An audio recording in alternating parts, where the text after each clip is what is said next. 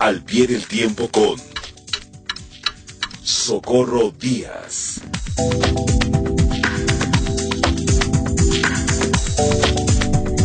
¿Qué nos traerá Socorro Díaz hoy al pie del tiempo? Ya está aquí. Adriana, qué gusto saludarte, estar contigo, con tu amplio auditorio. Y tuyo también. Un llamado a la prudencia social sí. ante lo que estamos viviendo. Sin duda, Socorro. A partir del pasado martes 8 se ha desarrollado un ambiente de optimismo por el hecho de que el gobierno de Gran Bretaña inició la vacunación masiva de la población contra el coronavirus. Se trata del primer paso encaminado a detener la plaga epidémica que ha convertido a este año de 2020 en un tiempo casi apocalíptico. Con el contagio de 70 millones de personas a nivel mundial hasta hoy y más de 1,5 millones de muertos, esta crisis sanitaria y económica y social se ubica sin exageraciones en el peor desafío a la saludable convivencia humana desde la epidemia de hace un siglo conocida como gripe española. De acuerdo con la Universidad Johns Hopkins, institución que ha liderado el monitoreo de cifras desde marzo de este año, Estados Unidos, la potencia hegemónica, encabeza el número de infectados, cerca de 15 millones de casos y casi 300,000 muertos. Se está registrando en los últimos días un promedio de 3,000 muertos diarios. Brasil e India compiten para mal. Brasil tiene el segundo lugar de muertos, con 177,317 hasta ayer, y 6,620,000 infectados. Mientras que India contabiliza 9,700,000 infectados y 141,000 fallecidos. Lo siguen en números de contagios Rusia, Francia, Italia, Reino Unido, España, Argentina, Colombia, Alemania y México, con casi México 1,205,000 contagiados y más de 111,000 muertos. China, país al que se le atribuye ser la cuna del virus, contabiliza 93,670 contagiados, Adriana. Sí, pero solo cerca de 5,000 víctimas mortales. Pero también debemos dudar de las cifras de China con lo hermético que siempre ha sido, ¿no? Bueno, hermética y demás, pero mira, a ver. Creo que un elemento que es importante es que frenó la epidemia, como se advierte, con todo y sus 1,300 millones de habitantes, aplicando medidas de control y aislamiento propias de un régimen autoritario. Ese es el asunto, el régimen autoritario que no ni se cuestiona, ni vamos a ver, ni que si el color del semáforo, no. Ese régimen autoritario cerró todo. Cerró, punto. Y ese régimen autoritario, ¿verdad?, ha sido producto y motor de su economía de mercado. Así es. Ahora, el resto del mundo, con sistemas poco, regular o muy democráticos, ha vivido esta pesadilla en medio de los vaivenes de la libertad y sus abusos, con las consecuencias arriba anotadas. Francia acaba de anunciar hoy toque de queda a partir del 15 y hasta el 31 de diciembre. Y Alemania, a través de la señora Merkel, anunció ayer medidas de restricción y cierres. La señora Merkel dijo en un discurso muy emotivo que 590 muertos al día es un costo demasiado alto. Nadie quiere, por supuesto, que en México se restrinjan las libertades fundamentales. Es sabido que en condiciones normales el pueblo mexicano aguanta casi todo, menos que le quiten su libertad.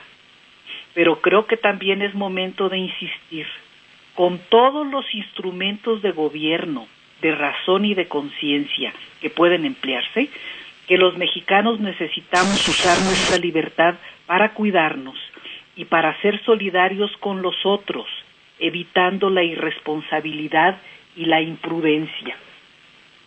De acuerdo a lo anunciado a finales de este mes de diciembre, el gobierno federal iniciará una campaña de vacunación contra el COVID entre el personal médico y los ancianos, que constituyen los sectores más expuestos. El primero, porque es el más expuesto, y el segundo, porque es el más frágil y vulnerable. Pero disponer de 250,000 dosis de vacunas es muy poco para una población de más de 125 millones de habitantes. Pues sí. La vacunación amplia está programada para que inicie de abril en adelante y hasta finales del 2021. Por lo mismo, es tiempo de que la prudencia social se imponga contra las falsas expectativas, el optimismo tonto y la irresponsabilidad, así provengan de la confianza ciega en la buena suerte, de la irresponsabilidad administrativa o de las expresiones de fe religiosa.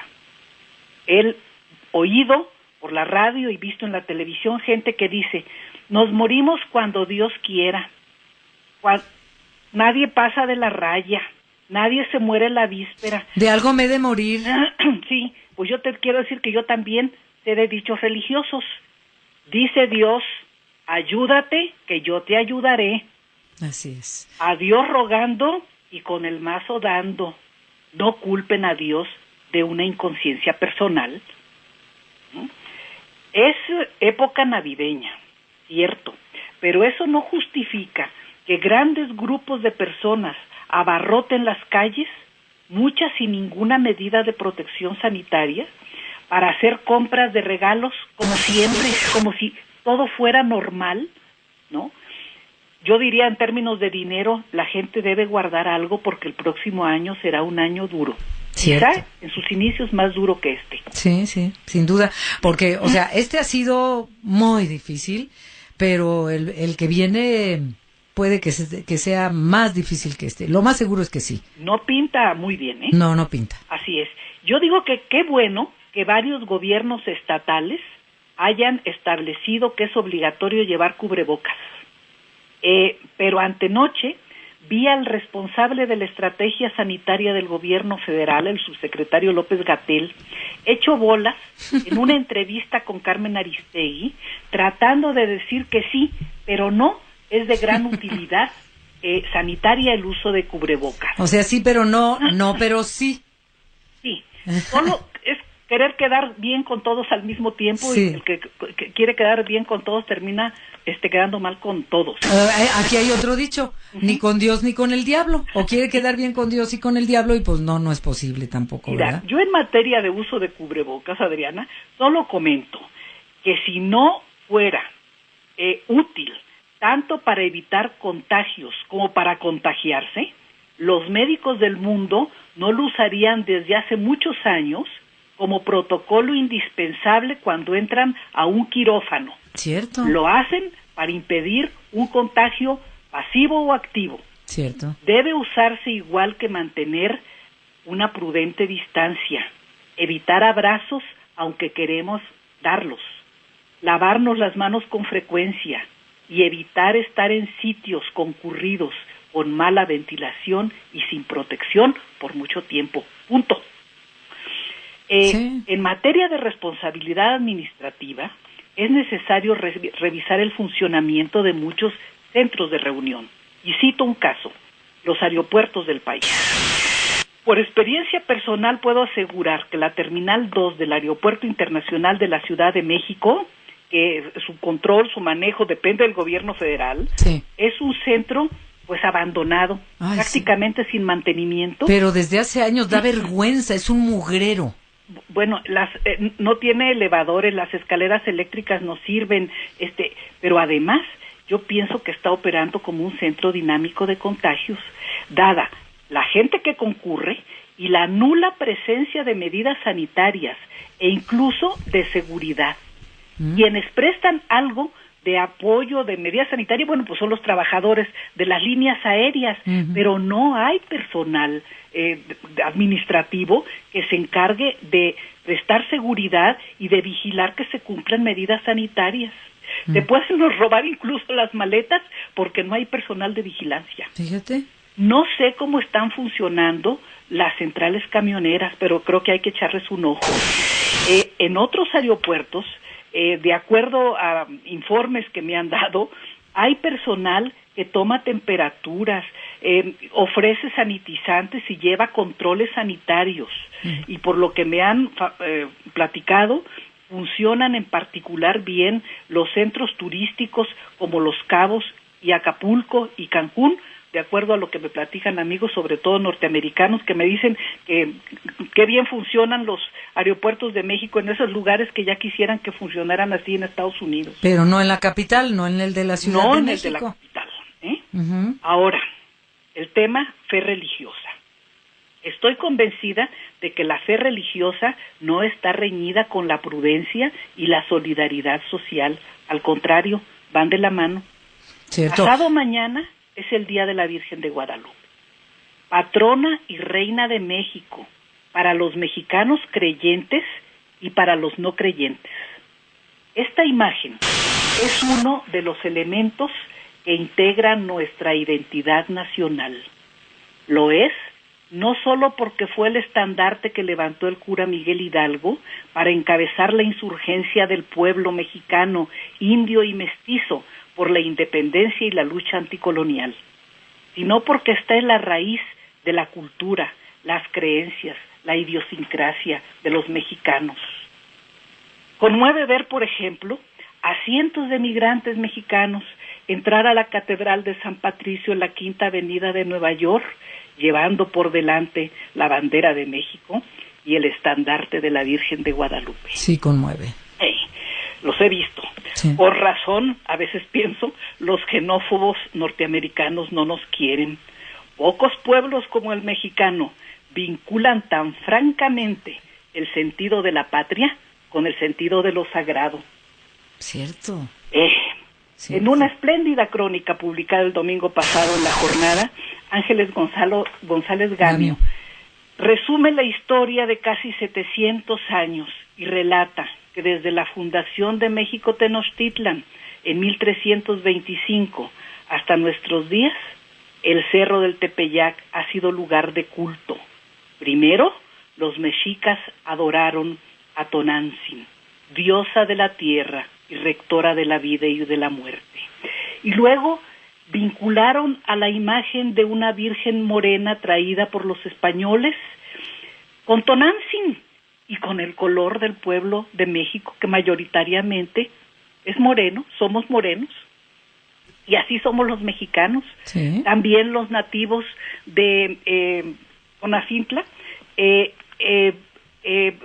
pintaron los ángeles del color moreno de ellos, porque iba a haber ángeles blancos nada más. Cierto. Ellos pintaron del color que nos es propio, ¿no? Sí. De origen, pues, antes de la conquista. De origen. Sí, antes de la conquista. Así es. Miguel León Portilla tiene un espléndido libro que se llama Tonantzin Guadalupe, y ahí narra mucho de esto, ¿no? Uh-huh. Entonces, tener este año el santuario cerrado es un hecho doloroso, pero indispensable. Yo me uno a las voces de quienes piden a más de 10 millones de mexicanos que cada año caminan hasta el santuario para venerar a la guadalupana, que este año veneren a la Virgen en su hogar, ante un pequeño o gran altar familiar, como les aconseja el Papa Francisco, ya lo ha dicho la Iglesia Católica, y que le ayudemos a la guadalupana a que nos defienda, nos cuide y nos proteja en estas circunstancias. Así es, Socorro. Fíjate, la semana pasada tuvimos al ¿qué cargo tiene Monseñor Salvador Martínez Ávila, el rector de la Basílica de Guadalupe?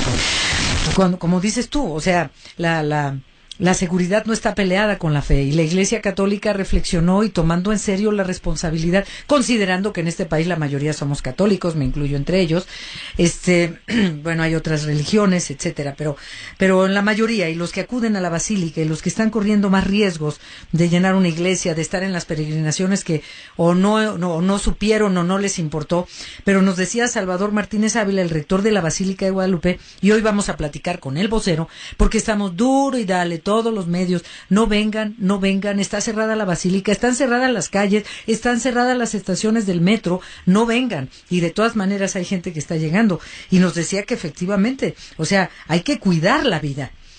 Como lo que tú nos dijiste en un principio, ¿no? O sea, sí, que de algo de morir, que Dios dirá, que lo que quieras. Pero hay que cuidarnos, responsabilizarnos de nosotros y junto con nosotros al hacerlo estamos responsabilizándonos pues de nuestra gente que queremos, con los que estamos cerca, ¿no? Por supuesto. Y mira, va a estar cerrada, el santuario está cerrado hoy, mañana y pasado.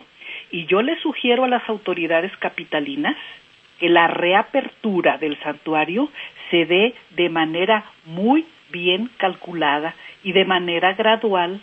No vayan a tener el 13, uh-huh. el 14 y el 15, uh-huh. un congestionamiento, un hacinamiento de personas sí, claro. en el santuario. Seamos todos sensatos. Los instrumentos que son los medios de comunicación son para ejercer el poder sobre las conciencias. Todos tenemos que tener conciencia y responsabilidad frente al momento que estamos viviendo. No tenemos derecho ni a arriesgar nuestra vida, ni a arriesgar la vida de la gente que nos rodea. No tenemos derecho. Y ya para despedirte, tengo una nota que en relación a lo que acabas de decir, para que no cantemos victoria, una nota de la Organización Panamericana de la Salud, digamos la sucursal de la Organización Mundial de la Salud acá en América. Dice, esto lo tengo ahorita en el resumen, que aunque ya existen vacunas en contra del coronavirus, la normalidad que existía antes de la pandemia tardará al menos 2 años en regresar. O sea, en lo que acabas de vacunar a toda la gente y que la vacuna se perfeccione y que los virus que son mutantes, etcétera, ¿no? Y ojo con lo que dice. Existen signos de una posible segunda ola de contagios en Brasil y en México, dice la Organización Panamericana de la Salud. Y no se está refiriendo a la que estamos viviendo ahorita, ¿eh? No, pero es que además la que estamos viviendo ahorita tiene los hospitales prácticamente llenos ya. Bueno. Pese a las ampliaciones y demás, sí. Tenemos que ser muy razonables en esto que estamos viviendo. Y la verdad es que las vacunas, aunque sean 200, no son la solución de fondo. No. La solución de fondo es que hay un medicamento que frente a un el problema de contagio de coronavirus, pues te apliquen una inyección, te den unas pastillas y se te quita la enfermedad. Mira, Socorro, y miren, amigos de Enfoque, hay vacuna contra la influenza, que ahora se puso escasa. ¿Verdad? Yo, recorrí la ciudad y finalmente encontré un lugar donde me pudieron vacunar contra la influenza. Pero aún así, mueren cerca de 1 millón de mexicanos por influenza al año y hay vacuna. O sea, la vacuna no es ya la libré, ya puedo hacer lo que me dé la gana. Hay vacuna contra la influenza y mueren cerca de 1 millón de mexicanos al año de influenza. Bueno, y hay medicamento contra la influenza, ¿eh? Y hay medicamento. Y todos sus derivados. Cierto, el Tamiflu y todo eso, que no sirve para el COVID. Y aún así, y eso no existe para el COVID, y aún así hay muertos por influenza. Un problema de letalidad grave de este tipo de enfermedades, sobre todo en invierno. Hay vacunas, pero nos espera un invierno oscuro. Tengamos las cosas muy claras. Y no habrá un regreso más o menos sólido a cierta normalidad hasta que pasen varios meses. Y hasta que exista un medicamento. También. Mientras tanto, seamos prudentes, seamos cautos, seamos solidarios, seamos fraternos. Sí. Gracias, querida Socorro, al pie del tiempo. Buenas tardes, un abrazo a la distancia. Gracias, Adriana, un gran abrazo. Para ti también. Enfoque Noticias.